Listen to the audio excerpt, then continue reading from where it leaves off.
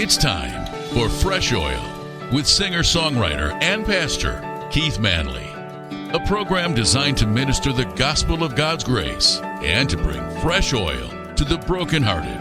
And now, with today's program, Pastor Keith Manley. Hello, my friend. Welcome to the Thursday edition of Fresh Oil. I'm Pastor Keith, and this is program 4 of our new series, The Names God Wouldn't Let Them Keep. We've spent 3 programs in the Old Testament. Abram, who became Abraham after 24 years of faithful waiting. Sarai, who became Sarah when God removed the possessive and gave her a promise aimed directly at her. And then yesterday, Jacob, who became Israel after a night of wrestling in the dark at the ford of the Jabbok River. Now, each of those names, those changes took time. Each of them was preceded by a long season of formation in their lives. Testing, waiting, and stripping away. Abraham waited 24 years. Jacob wrestled all night, and even Sarah had spent decades in the shadow of a covenant before God turned and addressed her directly. And today's name change has none of that preamble. Today's name change happens in the first 5 minutes. In the very first meeting, before a word of track record had ever been established, before a single test has been passed or failed, before anybody, including the man receiving the new name, had any idea what the name is going to mean. Today we look at a man named Simon and the audacious moment when Jesus renamed a fisherman on sight. It's found in John 1 and verse 40. Andrew has just had his life changed, and he spent time with Jesus, and he come away with an unshakable conviction. We have found the Messiah. And the very first thing he does is go to find his brother. His brother's name is Simon, Simon Bar-Jonah, Simon the son of Jonah. Now, he was a fisherman. He was a working man, a man whose hands smelled like fish, and his life revolved around the Sea of Galilee. He was not a religious scholar. He wasn't a student of the Torah at the level of the Pharisees, but he was a man who knew fish and boats and nets. The name Simon comes from the Hebrew name Shimon. It means the one who hears. And it's a good name, a solid name, a thoroughly ordinary name, nothing about it that would make you look twice. But Andrew brings him to Jesus. And John 1:42 records one of the most remarkable exchanges in the entire gospel narrative. It says this: Jesus looked at him and said, "You are Simon, son of John. You shall be called Cephas," which means Peter. That's it. That's the whole exchange. Jesus looks at him, and in one sentence, he identifies him and immediately replaces his identity. You are Simon, the one who hears. You shall be called Cephas. The word Cephas in Aramaic is Petros in Greek, and in English we call it Peter. It means rock or stone, something solid, something immovable, something that does not shift with the tide or crumble under pressure. And if you read the Gospels, I'm going to assume most of you listening today have at least some familiarity with what happens next in Peter's story. Your immediate reaction probably is the same as mine the first time this exchange really hit me. Rock. This man, Peter, is called the Rock. Because here's what we know about Simon Peter. We know that when Jesus walked on water, he invited Peter to come out onto the waves. Peter stepped out of the boat in a moment of bold faith, and he immediately sank when he took his eyes off Jesus, and he started looking at the wind and the waves. The man Jesus called Rock was underwater probably in 30 seconds. We know that in the Garden of Gethsemane, when Jesus asked his disciples to watch and pray with him, in his darkest hour, Peter fell asleep 3 times. The man Jesus called the Rock couldn't stay awake for an hour. We know that when the soldiers came to arrest Jesus, Peter drew his sword. He cut off the ear of the servant of the high priest. He panicked. And we know that in the courtyard, the most famous failure in the New Testament, the night Jesus was on trial before Caiaphas, the night Peter stood by the charcoal fire, and a servant girl said to him, "You also were one of them. You were with Jesus of Nazareth." And Peter denied it. She said it again, and he denied it again. And the bystanders said, "Surely you're one of them, for you're a Galilean." And Peter invoked curses on himself, and he swore, "I do not know this man you're talking about." 3 denials before sunrise. exactly as Jesus had predicted, exactly as Peter had confidently declared just hours early would never happen. He said, even if everyone else abandons you, Lord, not me. Even if I have to die with you, I will not deny you. And then the rooster crowed, and Peter went out, and the Bible says he wept bitterly. This is the man that Jesus called the Rock. So the question that presses itself on us is not a small one. It's one of the most theologically loaded questions in the entire gospel narrative. Why would Jesus call a man rock, who is by every available measure anything but a rock? Matthew chapter 16 gives us a little better look at this. Jesus and his disciples were at Caesarea Philippi. It's a place called Banyas. I love this place. It's beautiful. It's a significant location because it's a pagan center where multiple gods are worshipped. This is the place where the god Pan had a big temple inscribed into the mountain there. Matthew 16. Jesus chooses that backdrop to ask his disciples the most important question they'll ever be asked. Who do people say that the Son of Man is? The disciples give the popular answers. John the Baptist, Elijah, Jeremiah, one of the prophets. And then Jesus sharpens it. He makes it personal. But who do you say that I am? And Simon Peter speaks without hesitation, without hedging. He says, you are the Christ, the Son of the living God. And Jesus responds with one of the most celebrated and debated declarations in the New Testament. Blessed are you, Simon Bar-Jonah, for flesh and blood has not revealed this to you, but my Father who is in heaven.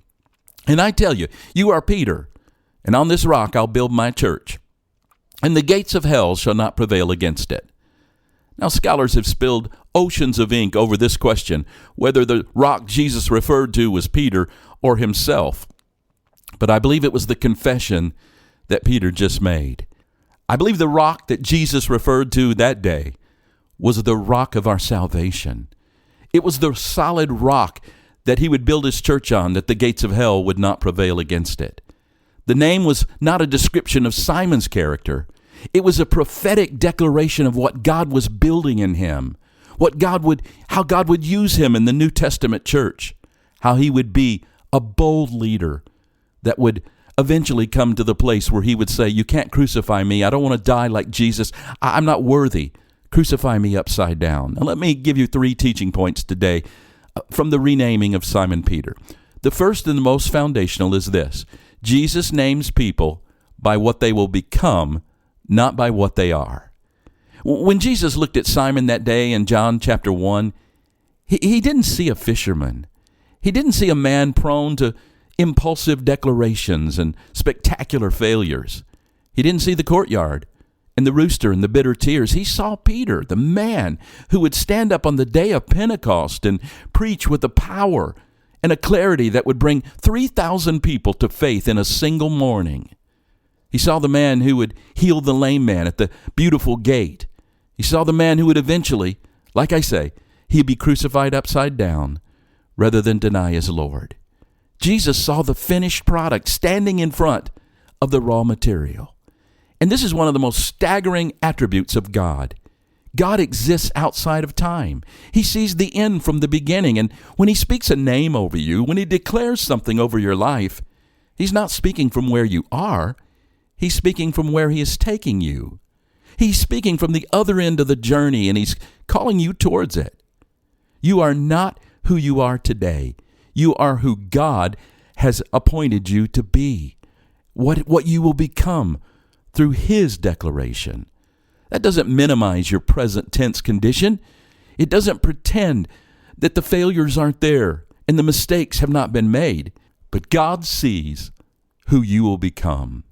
He intends good things for you. He has a plan for your life, and he's inviting you to live in that plan and walk it out in your life.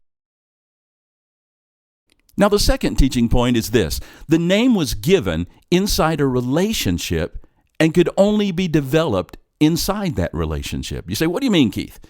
Jesus did not rename Simon Rock and then leave him alone to become it by just sheer determination. He called him Peter, and then he spent 3 years with him, walking with him, eating with him, teaching him, even correcting him when he was wrong. And Simon Peter was wrong a lot of times, pulling him up out of the water when he sank, rebuking him when he tried to talk Jesus out of going to the cross. He said, "Get behind me, Satan." That's a hard word to hear from the one who's just called you the rock. And then, after the courtyard, after the denial, after the bitter weeping and the devastation of realizing what he had done the very thing that he swore he would never do. John 21, the charcoal fire on the beach, the risen Jesus is cooking breakfast for his disciples, and the three questions Jesus asked him: "Simon, son of John, do you love me? Feed my sheep, feed my lambs." 3 questions to address 3 denials. The most tender restoration scene in the entire New Testament. Jesus did not write Peter off. He didn't say, "I called you rock, but you crumbled, so we're done." No, he came back. He made breakfast. He asked him the question, and he restored him to his calling. The name required the relationship. Peter could not have become Peter alone. The person that God has called you to become, it cannot be developed on your own. It requires that relationship with Jesus, and you will not grow into your name by discipline and effort alone. You'll grow into it by staying close to the one who named you, by letting him correct you and restore you and come back to him after your worst days. And then let's look at the third teaching point. God kept calling him Peter even when he was acting like Simon. This is the one I need you to hear carefully today. After the courtyard, after the denial, after the worst night of Peter's life, Jesus does not go back to calling him Simon and let the name Peter expire. He comes back in John 21 and he addresses him as Simon, son of John. But that is not a withdrawal of the new name. It's a moment of intimate accountability. It's a returning to restore that relationship, to bring Peter back to the identity that had been stripped away from him. And after the 3-question restoration, Jesus immediately commissions him. I love this. He says, "Feed my lambs, tend my sheep, and feed my sheep." That's shepherd language. The pastoral calling, the mission of a man who will stand up on the day of Pentecost and preach to the church. The very first message where 3,000 people were born again that day. God does not revoke his renaming when we fail, friend. He does not collect back the new name when we act like the old one. He just keeps calling us toward what he declared over us. He keeps working, he keeps restoring, and he keeps saying, "You're still Peter. You're still the one I said you were. Your worst moment does not cancel my most authoritative word over your life, Simon." The word Jesus gave Simon was not a description of a completed work. It was just an opening declaration of a work in progress, a work that moved through failure and restoration and growth and more failure and more restoration and more growth. And finally, to the man who would write 2 letters that the church would read and live by for 2,000 years. "You are Peter," Jesus said on day 1. And he meant it, even when the evidence was otherwise. He called him Peter. And I love when the angel meets the women at the graveside, when Jesus is risen from the dead. He says to the ladies, "Go and tell his disciples and Peter that he is risen." You see, friend, Peter felt like anything but a disciple. I'm sure he thought he would return to his ways of being just a fisherman. But Jesus had bigger plans for him. Now, tomorrow in our final program, actually, it's not our final program. It's the final one for this week. It's actually Fresh Oil program number 500. It's so hard for me to believe I've recorded 500 of these programs, but we have. Tomorrow, we're going to meet a man on the way to Damascus, on the road to Damascus, where Jesus appears to him, and his life is changed, knocks him off his horse, and blinds him to get his attention.